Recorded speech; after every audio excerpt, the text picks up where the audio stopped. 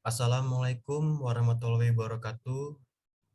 Nama saya Aldi Ramdan Prastia dan rekan saya Doni Aldo Widiawan akan mempresentasikan tugas 3 mekanika fluida dan hidrolika. Baik, sekarang kita lanjut saja.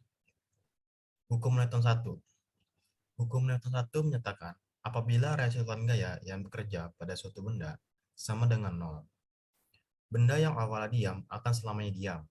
Sementara benda yang awalnya bergerak lurus beraturan juga akan selamanya lurus beraturan dalam kecepatan tetap. Pada hukum Newton 1, menurut laman MNDKC atau Kemendikbud, sifat benda yang cenderung mempertahankan keadaannya disebut dengan sifat kelembaman atau inersia.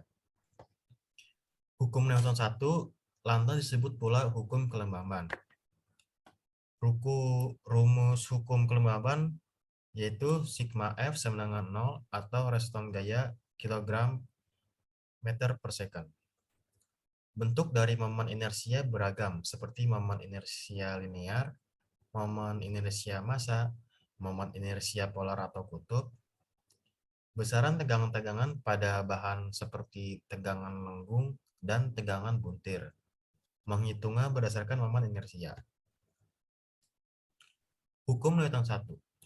Contohnya yaitu saat naik mobil yang bergerak cepat lalu direm, maka penumpang otomatis terdorong ke depan. Contoh lain yaitu ketika mobil berjalan pelan lalu digas mendadak maka penumpang di dalamnya terdorong ke arah belakang. Kemudian sebuah koin ditaruh di atas kain, lalu kain itu ditarik secepat dan koin tetap berada di tempatnya. Juga menerapkan hukum Newton 1. Hukum Newton 3. Hukum Newton 3 menyatakan tiap aksi akan menimbulkan sebuah reaksi apabila suatu benda memberikan gaya pada benda lain. Benda yang mendapat gaya itu akan memberikan gaya yang besar sama dengan gaya yang diterima dari benda pertama. Tetapi arahnya akan berlawanan. Dari hukum ini diketahui tiap aksi berkonsekuensi munculnya reaksi. Atau bisa dikatakan ada sebab dan akibat. Pemberian gaya sebab menghasilkan gaya akibat. Gaya aksi, reaksi bekerja saling berlawanan dan bekerja pada benda yang berbeda-beda. Adapun rumus hukum Newton 3 yaitu ada gaya gesek Fg sama dengan mu dikali n, yang dimana Fg adalah gaya gesek dan mu koefisien gesek, n adalah gaya normal. Gaya sejenis E sama dengan rho dikali G atau F sama dengan W per V, yang dimana n adalah berat jenis dan W adalah berat benda, V volume benda, dan rho adalah massa jenis. Lalu ada gaya berat, yaitu W sama dengan M kali G, yang dimana W adalah gaya berat, M adalah massa benda, dan G adalah gravitasi bumi. Lalu contoh hukum ketiga dijelaskan oleh rekan saya itu Aldo Widiawan. Saya persilakan. Baik, terima kasih. Saya lanjutkan contoh hukum Newton 3. Contoh penerapan hukum Newton 3 bisa dilihat saat memukul paku memakai palu. Palu adalah gaya aksi dan gaya dari paku merupakan gaya reaksi dari pemukulan melalui palu. Next. Tekanan hidrostatis.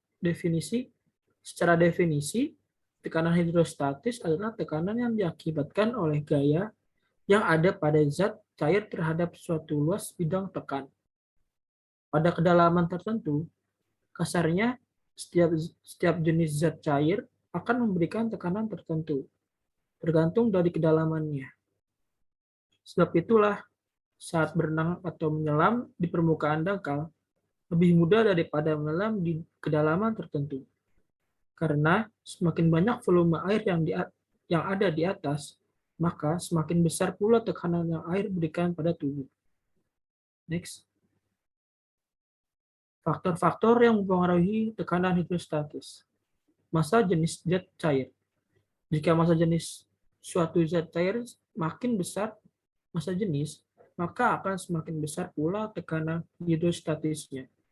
Misalnya, ada 3 jenis zat cair, yaitu air, minyak, dan larutan garam, yang dimasukkan ke dalam 3 wadah yang terpisah. Saat kita menunjukkan titik dengan kedalaman yang sama pada masing-masing cairan, maka efeknya akan berbeda. Tekanan hidrostatis pada titik larutan garam akan lebih besar daripada air biasa. Sementara tekanan hidrostatis air akan lebih besar dibandingkan minyak. Kedalaman zat cair. Kedalaman zat cair juga mempengaruhi tekanan hidrostatis. Pada zat cair, semakin jauh suatu titik dalam zat cair dari permukaannya, maka akan semakin besar tekanan hidrostatisnya. Maksudnya, tekanan hidrostatis akan semakin meningkat seiring dengan bertambahnya kedalaman titik zat cair. Percepatan gravitasi. Percepatan gravitasi juga dapat mempengaruhi tekanan hidrostatis. Pada zat cair, percepatan gravitasi yang dikombinasikan dengan massa jenis zat cair, maka akan menghasilkan besaran berat zat cair. Next. Penerapan tekanan hidrostatis dalam kehidupan sehari-hari. Ketika kita menyelam di laut atau kolam, maka kita akan merasakan tekanan hidrostatis yang semakin besar jika kita menyelam semakin dalam.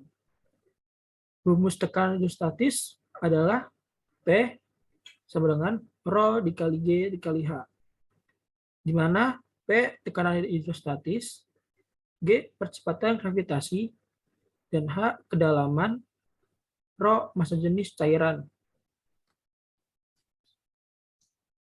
Baik, terima kasih atas perhatiannya. Mohon maaf bila ada kesalahan. Saya tutup. Wassalamualaikum warahmatullahi wabarakatuh.